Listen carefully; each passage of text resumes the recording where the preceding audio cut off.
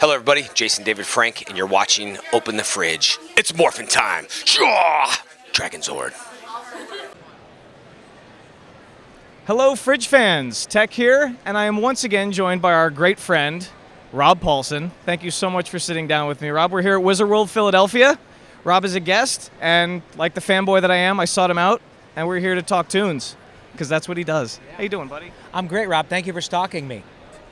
Anytime. He just said, I'm not stalking you. And I said, no, Yeah. I'm stalking you. But I'm glad. I'm grateful to have anybody with a pulse stalking me, so thank you, buddy. No, it's great to be here. I haven't been to Philadelphia for years, and I've never been to a show here. And this is a big one. It looks like it's going to be close to 100,000 people, so it's pretty cool. Wonderful. We've been coming here for a couple years. It's my first time back in about 2, and I've just watched it grow. It's amazing. Very cool. How are you doing? I'm fantastic. Thank you for asking. I'm doing well. Work is keeping me busy, and we keep the site going. Yeah. So, but any chance I get to come to a con is a good one. This is kind of the break before San Diego. Oh, and you're going to San Diego? Oh, we'll be there. Man, that's madness. We're going to be there this year too. They've already announced it, but we're going to introduce to the fans the fact that Seth Green is now Leonardo on Ninja Turtles. And Jason we love you, Jay, and we're very lucky to have him, but he's become very busy with Orange is the New Black, and so his schedule has not allowed him to continue, but man, I'll tell you what, if you can think of anybody who the fans would dig as one of the 4 Turtle brothers, Seth Green has got to be at the top of your list. Talk about having the geek cred, man. He's a great guy. We started working with him. We're really lucky to have him, and it's going to be an amazing season 3 and now season 4 for the next 2 years of stuff coming up with a new Leonardo. It's gonna be cool. I just saw the announcement for season 4. Congratulations. Thank you. I have to admit, when it started, I started watching the show, and I got about 6 episodes in, and then I just got distracted. This week, I started catching up again, so I'm almost done with season 1. Yeah, it's pretty good. I mean, I'm very, very impressed with the show, and the reason I think the show is so good is being made by sort of people your age, The folks who grew up watching the original Ninja Turtles, of which I was very fortunately a part, have such deep admiration for the franchise and the ethos and the mythology, and they are fans themselves. And that, I think, is why people have really embraced the new Ninja Turtles. It's excellent, and man, every nickel's worth of that production value ends up on the screen. It's a really great show. I'm thrilled to be part of it. And what do you have coming up with Talking Tunes? I saw there's a Transformers episode in your future. Well, we've been down for a couple of, almost a month, I guess, a little over a month. We've been kind of busy. I've been traveling a lot. I've got 16 or 17 of these personal appearances around this year, of which I've done maybe 7 or 8 now, and I'm here. And last week I was in Florida, a week before in Asheville, North Carolina. I'm down for a while, then I go to Connecticut, then Comic-Con, and then, Portland and Texas and Detroit, Colorado. So the next Talking Tunes we've got coming up is a Transformers Generation 1 show this Tuesday, the 24th.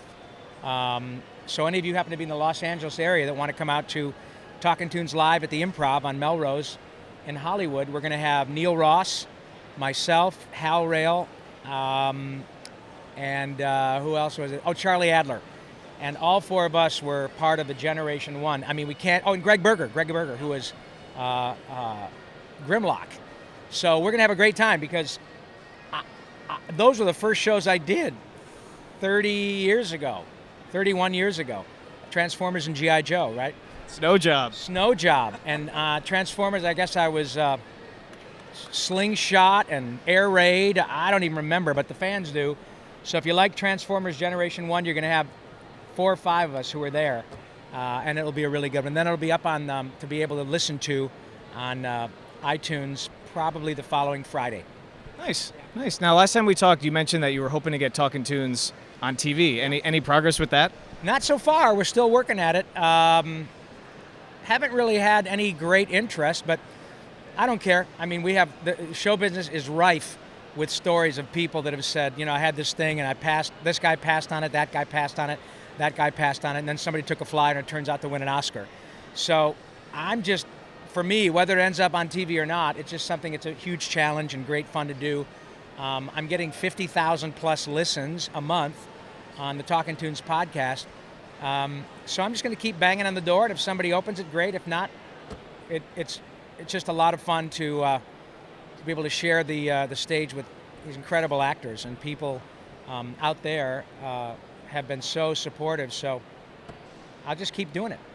Good. Well, we as fans hope you keep doing it too. I look forward to it every other week. Thanks. Appreciate it. And in the time when you're off, I just go back and listen to the old ones. Thanks. Well, that's the thing, is that they really are fairly timeless. You can listen to them whenever. They're, the great thing about cartoons is that they are timeless, and the similar thing has happened with respect to my podcast. It's become this sort of chronology of voice actors that have worked on things for the last 30 years with me, and we've all grown up together, and it's just amazing to listen to the stories, and you can go back and hear them and listen to them over and over again, and they really don't become old. It's never tiring to listen to Tom Kenny, or to Mark Hamill, or to Clancy Brown, or Dave Coulier, or D. Bradley Baker, or Corey Burton, or Tress MacNeille, or Lorraine Newman, or Nancy Cartwright.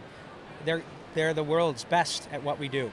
One of my favorites is when you had John DiMaggio on at the Lovitz, and then more recently Kevin Michael Richardson and Jess. Yeah, together. How about that? I know, isn't that crazy? You'll pee yourself laughing. Well, I even tweeted Jess and the two of them, because he tells a story about when Kevin was running through his house naked. And I tweeted them, I go, you guys need to write a comic book called The Chocolate Streak. Right, The Chocolate Streak. He talks about there's a giant naked Negro in his house. Kevin's words. Yeah. Oh, it's always a pleasure to listen to it. I love it. Love it. Been listening to, 2 years now? Going on? Three. It started 3 years ago, but it's really begun in earnest with a lot of guests in the last 2 and change, yeah. Have you considered doing a live one at Comic-Con? Yeah, it's so hard. Like, there are some guys, we were just talking about press credentials for any big convention. It's so hard to get a room to do this now, that I think what I might start doing is line up a bunch of different actors a year in advance and say, we're going to do a Talking Tunes live podcast at Wizard World, at San Antonio, at Philadelphia, you know what I mean? So we can book live conventions around, and maybe one will have Billy, and one will have Maurice, and one will have Tress, one will have a couple, so people can say, oh my God, we're going to do a live Talking Tunes podcast in Florida with the original Ninja Turtles, or one in Portland with the 4 new Ninja Turtles. I can book something like that. So that might be a way to go, because I'm always looking for new ways to sort of get the podcast out there. Wonderful. It's a hell of a lot of fun for me. Wonderful. Now, aside from Turtles, I know we just talked about the 2 upcoming seasons. Anything else you're working on? Yeah, I'm working on Doc McStuffins for Disney, and more Turtles, more of this. I'm working on a really cool project with David Copperfield with his show in Las Vegas. He's added an alien to his show, and I'm doing the voice of this alien. And working with that guy, let me tell you something, man. You want to talk about a legend. Working with David Copperfield is unbelievable. I am having the time of my life, and he's an incredibly great guy and a real artist. He's the best at the world, maybe ever, at what he's done, and it's cool to work with him. So I'm always got my fingers in other stuff, and I'm a lucky guy, man. Thanks for asking, Rob. Very cool. Congratulations on everything you got going on. Rob, it's a pleasure. Good to see you, buddy. Thank you. And as we all know, laughter is the best medicine. And the cool thing is, you can't OD, and the refills are free. Thank you, buddy. Love you guys. Thanks for watching. Thanks for watching. United States, Canada, Mexico, Panama, Haiti, Jamaica, Peru, Republic, Dominican, Cuba, Caribbean, Greenland, El Salvador, too.